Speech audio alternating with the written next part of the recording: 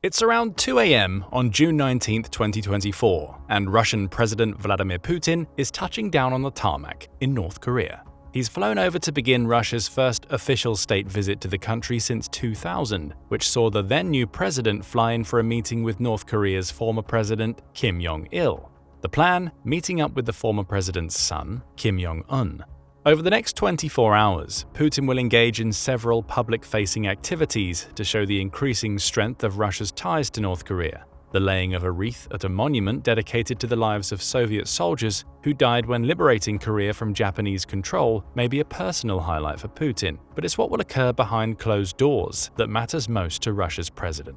He and Kim Jong-un will sit down to discuss how their two nations intend to cooperate in the future. That discussion, which both claim is intended to benefit themselves and will not lead to any actions directed at other countries, results in the signing of a new, peaceful and defensive pact between Russia and North Korea, along with another pact to solidify a strategic partnership.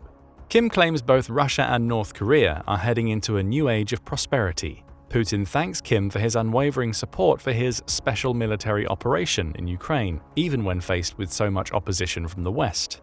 Putin likely leaves North Korea feeling accomplished. After all, he's just signed a pact that solidifies the nation as an ally, which he believes is a key show of strength to the West that demonstrates that he's capable of finding friends just as Western countries are. However, there's something Putin doesn't realize. To many in the West, his visit to North Korea doesn't reflect a man who's showcasing his strength. Instead, it smacks of desperation, a begging effort to gain support from somewhere, anywhere, as he watches his military struggling to take a country that it should have easily overpowered. Putin hasn't simply built stronger ties with North Korea, those commentators suggest. Rather, he entered the country with cap in hand, ultimately making several concessions just to keep North Korea on his side. Before we can explain why, we need to answer another question. What really happened when Putin met Kim in North Korea? The Guardian has some answers. On the same day that Putin visited North Korea, the UK-based news outlet reported on everything that was released to the public during the day. It noted that Russia and North Korea had signed a new defensive pact, with the added clause that said pact includes a key condition that requires each to come to the aid of the other should they ever be attacked. Think of this clause as a replica of Article 5 of the NATO Charter, which says that an attack on one NATO member is an attack on all of them, and thus will be treated as such. With this clause, Putin is creating the possibility of North Korean involvement if Ukraine starts to launch strikes deeper into Russian territory than merely behind the borders near the front lines. More worrying for those in the West is the suggestion that the pact opens the door for the two countries to start exchanging weapons. Also on June 19th, NBC News ran its own report in which it quoted US Secretary of State Antony Blinken and his claims that the meeting was a sign of Putin needing help. He claims that Russia is trying in desperation to develop and to strengthen relations with countries that can provide it with what it needs to continue the war of aggression that it started against Ukraine. What does that mean in practice? According to NBC and its conversations with several anonymous US officials, the belief inside the Pentagon is that Putin has agreed to provide North Korea with the information and technology that it needs to build ballistic missiles and nuclear submarines. In return, North Korea will provide significant munitions that will enable Russia to continue fighting in Ukraine for even longer. Both Russia and North Korea denied their agreement would include any transfer of arms. At least they did so for a day. On June 20, 2024, Al Jazeera reported on Putin's comments to reporters a day after he met with Kim. Then in Vietnam, another country with which he hopes to build stronger ties, Putin was asked what the agreement meant for his country and North Korea. His response was telling. I said, including in Pyongyang, that we then reserve the right to supply weapons to regions of the world. Taking into account our agreements with North Korea, I do not exclude this either. Putin leaves himself some wiggle room here, with the suggestion being that Russia is reserving the right to sell arms to other countries, including North Korea. However, he also opens the door for trade. Russia could quite easily provide the submarine and missile tech North Korea needs in exchange for munitions rather than money. However, Putin followed these comments by claiming that there had been no conversation relating to North Korea using its capabilities to help Russia in the Ukraine war, and there was apparently no need for Russia to do so. The Russian president also attempted to immediately leverage his new agreement with North Korea when referencing the possibility of South Korea sending weapons to Ukraine. If South Korea follows through, Putin claims, Russia will take the according decision that the current South Korean leadership will probably not like. It's fair to say that the messages Putin is sending out are mixed. On the one hand, he claims that North Korea and Russia will not be sending weapons to one another, only for him to open the door to the possibility on the other hand. Again, he's trying to raise the stakes with the West regarding his war, and he's doing so in a typically convoluted fashion in which he delivers subtle messages of aggression while attempting to make the agreement he has with North Korea seem more benign than it truly is. Many in the West don't believe that Putin won't ask North Korea for weapons. After all, there was evidence that he'd already done so before he visited Pyongyang. In February 2024, Politico reported on claims by the Security Service of Ukraine, or SBU, that Russia has used at least 20 North Korean ballistic missiles during the war. Those missiles, North Korea's Hwasong-11 weapons, were claimed to have killed at least 20 civilians, in addition to injuring over 100 more, according to the service's investigators. The SBU even backed up its claims by presenting debris from a KN-23 ballistic missile, which is an alternative name for the Hwasong-11, while making its statement. The claims followed similar accusations levied by Ukraine that Russia had used North Korean missiles when shelling the Zaporizhzhia region in December 2023, as well as claims of similar missiles being found in Kyiv in January 2024. In May 2024, these claims of North Korean missile usage in Ukraine were backed by Christina Kimachuk, a member of Conflict Armament Research, which retrieves weapons used during wars for research purposes. Kimachuk claims that she received word of North Korean missile usage in January 2024. Following up on the claims, she found herself investigating a building in Kharkiv. As she sorted through the mangled debris caused by constant missile strikes, she found her confirmation, a tiny character from the Korean alphabet written on one of the missile fragments. From there, she found the number 112 written on the debris, which is important because that's the number North Korea uses to represent the year 2023. Not only was North Korea supplying Russia with missiles, but it was also sending recently made missiles rather than delivering older weapons that it no longer needed. Kimachuk's claims were repeated in a 32-page United Nations Security Council, or USNC report, released toward the end of April 2024. The point here is that, for all their denials of weapon exchanges being one focus of the June 19 summit, Putin and Kim are already exchanging weapons. Whether North Korea is selling missiles to Russia or providing them in exchange for other services is irrelevant. What really matters is that North Korean missiles are already in Ukraine, meaning there was a clear partnership in place even before the pair made it official. As US intelligence officials suggest, it seems likely that more North Korean munitions will be making their way to Ukraine.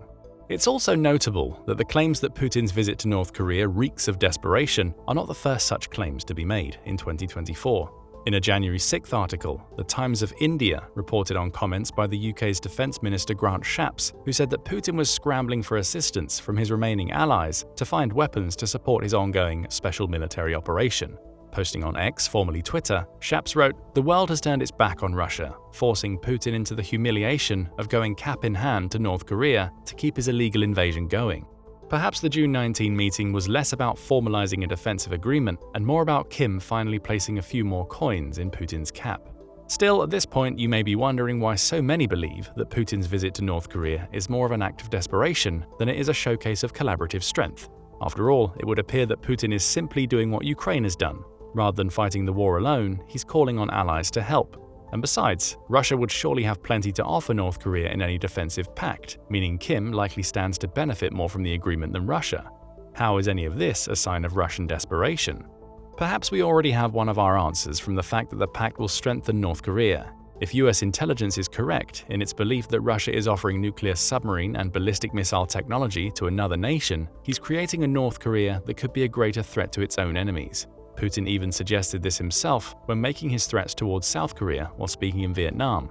Russia and North Korea as allies with a collective defense pact would make a much bigger threat to South Korea than North Korea alone. But what happens if Russia and North Korea fall out? That's not outside the realms of possibility. After all, despite generally being allied on the geopolitical front, it's notable that the June 19 visit to North Korea was the first Putin had undertaken since the early months of his presidency. Kim Jong-un had visited Russia in 2023, which was another rarity. After all, it wasn't so long ago that Russia was joining much of the West in condemning North Korea for carrying out missile tests. In 2006, it supported a USNC resolution concerning North Korean missile tests. Russia's wariness of North Korea's growing power was also highlighted in 2009, when it joined France, Japan, China, South Korea, the UK and the US in creating a resolution that would include new sanctions in response to North Korea's May 2009 nuclear missile tests. The point here is that Russia's relationship with North Korea hasn't been 100% rosy during Putin's reign. In fact, Russia's president has tried several times to curb North Korea's growing power. Putin being so willing to empower North Korea with nuclear and missile technology now represents a sharp about-face on that stance, suggesting that Russia is so desperate for help that Putin is willing to throw caution to the wind in order to get it. But why?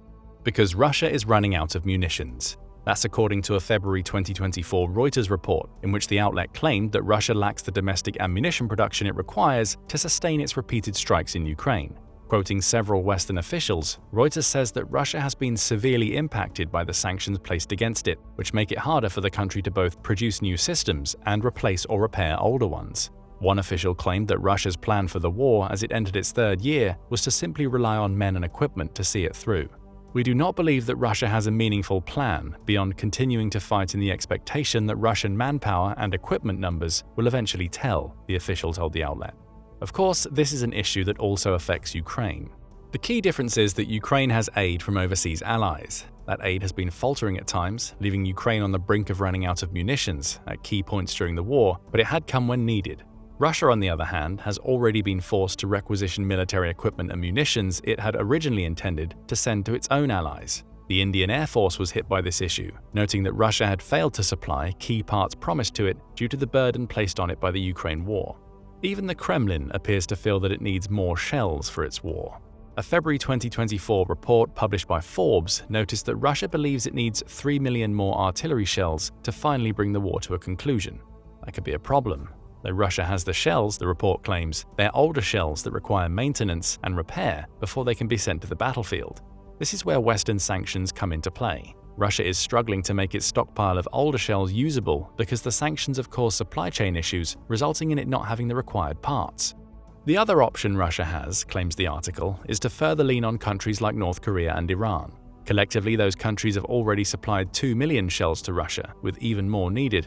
It's also worth noting that Russia began the war by firing up to 60,000 artillery shells per day, likely in the belief that such an overwhelming barrage would see it win quickly. That didn't happen. Now Russia is believed to be firing about 10,000 shells per day. That's still 5 times more than Ukraine, with CNN claiming that Russia is also producing 3 times more shells than the US and Europe for its war. But it's also a marked decrease in the amount it was firing earlier, with the extra shell production not keeping pace with Russia's needs. Again, the suggestion that Russia is running out raises its head. Here's where the desperation comes into play.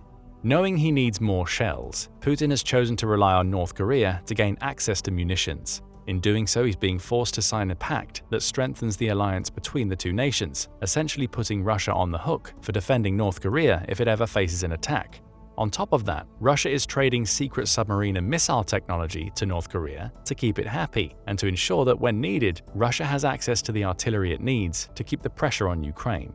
Putin is playing a risky game by empowering an ally that's unpredictable at the best of times, all for short-term gain.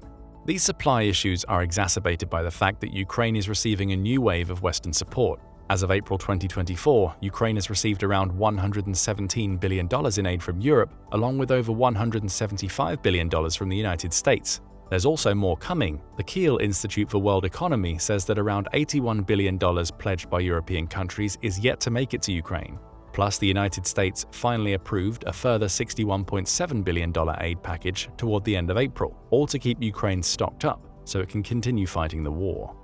Furthermore, Ukraine has now also received permission from several European countries to use the weapons they're supplying to attack Russia in its own territory. That's a major shift. To this point, Ukraine has only been able to use the weapons it's received to defend itself. Now, Britain is saying that Ukraine can use the weapons it supplies to attack Russia itself. Even the United States is getting on board. It's provided conditional approval for the use of US weapons beyond the border in the Kharkiv region. And there's more. Putin has been forced to face up to the possibility that several other countries may get more directly involved in the fighting. The Baltic states, Latvia, Estonia, and Lithuania have already claimed they're willing to send troops into Ukraine if Russia achieves a breakthrough on the front lines in Kharkiv.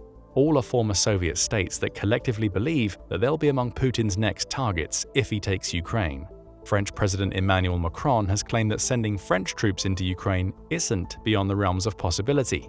And though France's fellow NATO members roundly refuted that claim when it was made, there is still widespread talk that NATO allies need to prepare for further Russian aggression. None of this was supposed to happen, from Putin's perspective. Ukraine was supposed to be a quick and simple invasion that his military would complete in a couple of weeks. Instead, it's a protracted war that has allied the West against him. Putin now faces the prospect of the Baltic nations entering the fray if his military makes a breakthrough on Kharkiv, and for the first time in the war, he's dealing with a Ukraine that not only has a fresh supply of aid coming in, but also has permission to use equipment it's getting to strike Russian territory. The special military operation has grown out of control. Putin's pact with North Korea shows he recognizes this fact, and that he's trying to create a collective defense akin to the one that NATO members enjoy. Perhaps he's anticipating a much larger fight against NATO in the future, or he may need what North Korea can offer to end the Ukraine war quicker so it can bring the full force of the aid it's receiving to bear. Either way, Putin again finds himself in a desperate position, and he needs allies, any allies, to support his ambitions. Still, despite all of this, at least Russia has an ace in the hole: manpower. Putin's strategy in Ukraine has been to throw soldier after soldier into a meat grinder of war, all in the hope that the sheer numbers will be enough to win it. It's an old Russian strategy, and Putin has put it to good use to slowly capture territory in Ukraine. According to Global Firepower, Putin's military has around 1.3 million active personnel, with a further 2 million in reserve and 250,000 paramilitary fighters. Putin is even looking to bolster those numbers. March 2024 saw him sign a new decree calling up 150,000 people for statutory military service. Russia already had conscription. The previous law stated that all men between the ages of 18 and 27 needed to report for 1 year of military service. The new decree increases the maximum age to 30, meaning more men will now face the compulsory service. Granted, conscripts can't legally be deployed outside Russia according to the country's own laws. However, Putin has already shown that he's willing to ignore that law, willingly or otherwise, with Reuters reporting that Russia's initial mobilization saw several conscripts sent to the front lines in error. It all seems to add up to a country that has plenty of soldiers ready to fight, but looks can be deceiving. Since the beginning of the war, Russia has lost an enormous number of soldiers. The exact amount varies depending on the source. In April 2024, the BBC claimed Russia had surpassed 50,000 dead soldiers. Ukraine's official war website says the number is much higher. February 2024 saw it claim that Russia had lost 180,000 soldiers, with the number rising to 500,000 when including those who are injured or missing. Still, that shouldn't be a problem for a nation with a supposed abundance of manpower available, right? The problem here is that many underestimate the effect that sending so many soldiers into Ukraine has had on Russia itself. Toward the end of June 2024, news emerged of a terrorist attack that took place in Dagestan. The Russian Republic, which has a predominantly Muslim population, saw an attack in which what appeared to be well-trained gunmen struck a synagogue and several churches. An Orthodox priest and 16 police officers were killed, along with 6 of the gunmen. Several months earlier in March, Moscow's Crocus City Concert Hall was the target of a similar attack, in which gunmen stormed the building and opened fire. That strike killed 145 and injured 521, with the ISIS Khorasan group claiming responsibility. What does this have to do with Russia signing a pact with North Korea? According to The Standard, it suggests that there are signs that Putin has a major manpower issue, not just for his war in Ukraine, but for also dealing with threats at home. The remote border regions Russia shares with China are subject to continued unrest, with the terrorist attacks we've just discussed also showing there are security concerns at home. The Standard also claims that Putin now has 4 million Russian citizens engaged in the Ukraine war in some capacity, a huge number that's placing a strain on the lower-level support roles Russia needs to fill at home. So Putin faces a situation in which the more people he sends to Ukraine, the fewer he has to maintain security in Russia. Enter North Korea. Both The Standard and The Guardian suggest that Putin's pact with Kim could involve the transfer of manpower from North Korea to Russia. These people are unlikely to be sent to Ukraine. That would be tantamount to North Korea declaring war. Rather, both outlets suggest that the North Korean manpower will be used to handle labor roles, freeing up more Russians for support roles at home or to be sent to the front lines. Again, we see Putin allow a deeper North Korean influence in Russia in exchange for something Russia desperately needs. Speaking of what's happening at home, Putin's decision may also have something to do with his desire to remain in power. That may seem like a strange claim to make, at least on the surface. After all, Putin won the Russian presidential election in March 2024 by a landslide, receiving 87.8% of the vote in the process. Disregarding the issue of him facing no serious competition in that election, along with the fact that the US, UK, and Germany have all claimed that the election was neither free nor fair, it would appear that Putin's power base in Russia is secure. However, digging beneath the surface shows that the Ukraine war is a bigger problem for Putin than his election numbers would suggest. In September 2023, the director of WCIOM, a Russian polling organization known to be friendly to the Kremlin, noted that support for the Ukraine war is remarkably low in Russia. Valery Fedorov says that no more than 10% to 15% of Russia's population enthusiastically support Putin's decision to start the war, before adding, "The majority of Russians do not want to seize Kyiv or Odessa. If it was up to them whether to start the special military operation," Fedorov claims, "they probably would not have done it." There are also other signs that Putin's hold over the Russian people may be waning. The Atlantic Council also reports that just 5% of Russians aged 25 or below consider state television as an objective source of information, compared to the 51% of those over 60 who believe they're getting unbiased news. Younger Russians appear to be increasingly moving away from the belief that the state has their best interests at heart, as well as being the demographic that's most skeptical of the Ukraine war. Putin understands this, and he knows that keeping this growing demographic happy is key to his continued reign in Russia. After all, the very people who are skeptical of his policies are those that he's sending into the Ukrainian meat grinder. He needs to find a way to end the war quickly, with his pact with Kim being one of his possible avenues. Through North Korea, Putin believes he can get the artillery, manpower, and collective defense leverage to finally end the war. Never mind what he has to give up to North Korea in the process, that's a problem for the future. Speaking of the future, there's one more sign that Russia's pact with North Korea was made in desperation. It could harm Russia's relationship with China. Again, this may seem like a strange claim, given that China appears to be one of North Korea's closest allies, particularly in the Indo-Pacific region. However, the relationship between the two countries is far more complex than it appears. The Asia Society explained as much in a 2018 article in which it called the two bitter allies, with the article noting Beijing's wariness over North Korea's accelerating nuclear weapons program. It's also telling that China was among the countries that condemned and threatened sanctions in response to North Korea's missile and nuclear programs in the 2010s. The two are allies of convenience, with China viewing North Korea warily because it aims to create Chinese-led stability within Asia. North Korea is a potential threat to that stability. It's an unpredictable nation. The Council on Foreign Relations also notes that China has typically been ambivalent about whether it would come to North Korea's aid if a military conflict occurred. It's obliged to do so under the 1961 Sino-North Korean Treaty, but China has also made attempts to have North Korea revoke the clause that would force Beijing to support it if war broke out. Now China is watching as Putin's desperation leads to Russia and North Korea forming a stronger alliance. Perhaps China's President Xi Jinping views the pact more as a potential threat than a strengthening of traditionally anti-West powers that share his agenda. After all, Xi has yet to comment one way or another on the pact, suggesting China is warily watching what happens next. So Putin finds himself empowering North Korea with military secrets because he's desperate to get his hands on what North Korea can provide. The Ukraine war has run far longer than he anticipated and is potentially eroding his power base at home. Putin needs to secure the win, and he's so desperate to do so that he's making lopsided deals that could not only damage Russia in the long run, but upset the balance of power in the Indo-Pacific. At least those are the opinions that many commentators share. But what do you think? Is Putin's pact with Kim a sign of desperation, or a sign that the world needs to get ready to deal with a stronger anti-West force than ever before? Share your opinions in the comments, and thank you for watching the video.